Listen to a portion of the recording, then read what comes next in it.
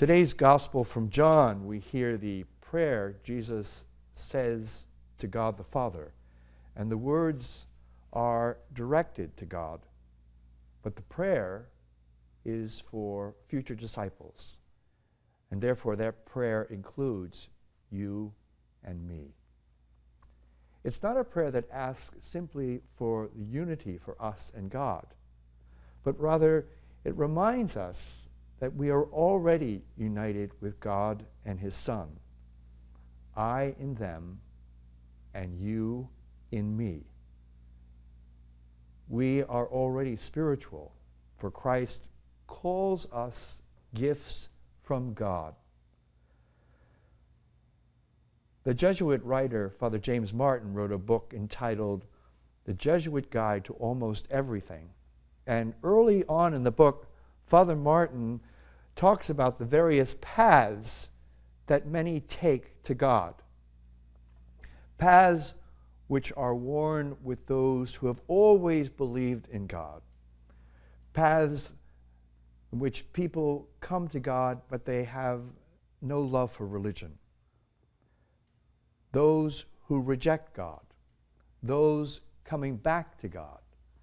And those whose path may be one that is simply confusing or filled with bitterness and anger toward God. But no matter what path we may be journeying, God loves us where we are right now. As the Jesuit Father Anthony de Mello once wrote, "You do not have to change in order for God to love you." The point that he's making is that God meets us wherever we are. Several weeks ago, I was blessed to baptize my grandniece, my great niece, who is 5 months old. And it reminded me how precious babies are and how for the first year of their life, they are in this relationship with their parents where everything is provided for them. It's a year full of love, full of acceptance. There's nothing that baby has to do in order to earn what they need. But soon after, in a couple of months, more months, child rearing is going to take place. And it becomes necessary for this child to learn things like yes and no, hot and cold, and so on. And soon, pretty soon, her formal education will take over, and she will be taught that in order to succeed in life, she's going to have to study, she's going to have to achieve, and she's going to have to gain merit.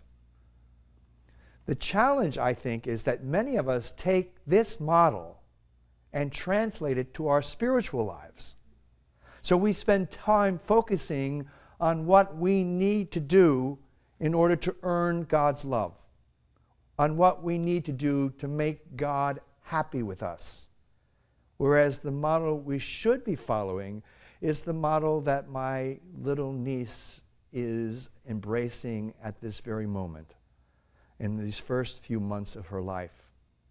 That is, that God is simply present to us, with us, and in us. And there is nothing that we do that earns that love. We simply need to allow Him to love us where we are. We need to open our eyes to the fact that we already have what we are so desperately looking for.